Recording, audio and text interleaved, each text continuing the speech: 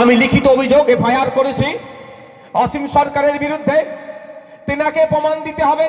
তিনি যে কথা বলেছেন একাধিক ধারাকে উল্লেখ করে আমি জানিয়েছি, থানাকে প্রশাসনকে জানিয়েছি কি কি হিংসা হতে পারে, কোন কোন সেকশনকে ভায়োলেট করেছে, বিএনএস এর কোন কোন সেকশন অনুযায়ী তার বিরুদ্ধে মামলা হওয়া দরকার, সমস্ত বিষয়টা উল্লেখ করেছে।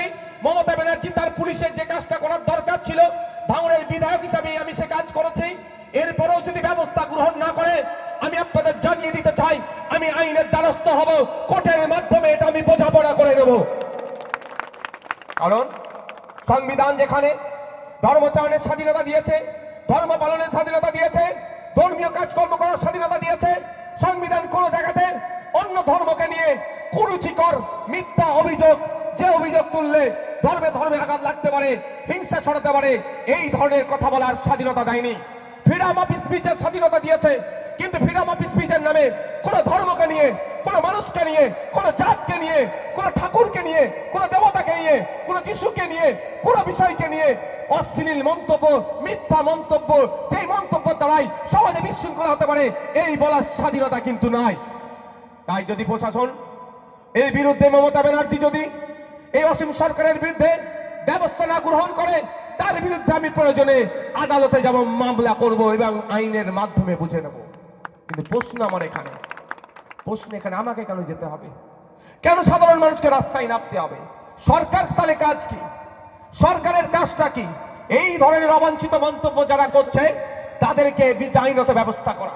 তবে একটু জানিয়ে দিতে চাই, শুধু অসীম সরকার নয়, কালকে কেউ যদি হিন্দু ধর্মকে নিয়ে, খ্রিস্টান ধর্মকে নিয়ে, দেবত্ব সম্পদ, দেবদেবীকে নিয়ে বা কোনো বিষয়ে যদি এ ধরনের অবাঞ্ছিত মন্তব্য করে, আপনাদের আমি বলে যাই ভাঙড়ের বিধায়ক হিসাবে তারও বিরুদ্ধে আমার আইনি লড়াই থাকবে, কলমের লড়াই জারি থাকবে, তাকেও ছেড়ে কথা বলবো না।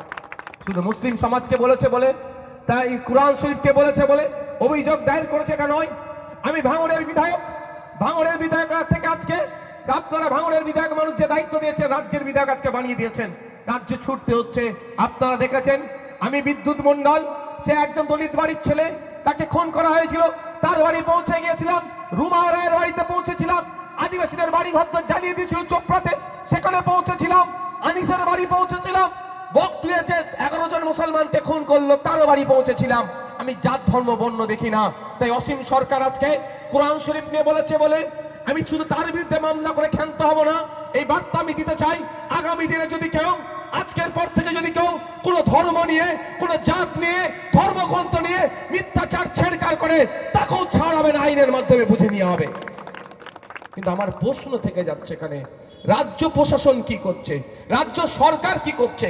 Naushad Siddiqui fake STSC certificate বাতিল করতে হবে, রাস্তায় নামলে ধরে জেলে ভরে দিচ্ছ। ওয়াকফ সম্পত্তি বাঁচাতে হবে, রাস্তায় নামলে ধরে জেলে ভরে দিচ্ছ। ওবিসি সার্টিফিকেটের পুনর্বহাল করতে হবে বললে রাস্তায় নামলে ধরে জেলে ভরে দিচ্ছ। এসআইআর নিয়ে নাগরিক হয়রানি বন্ধ করতে হবে বললে রাস্তায় নামলে ধরে জেলে পুরে দিচ্ছ। কৃষকদের স্বার্থে রাস্তায় নামলে ধরে জেলে দিয়ে দিচ্ছ।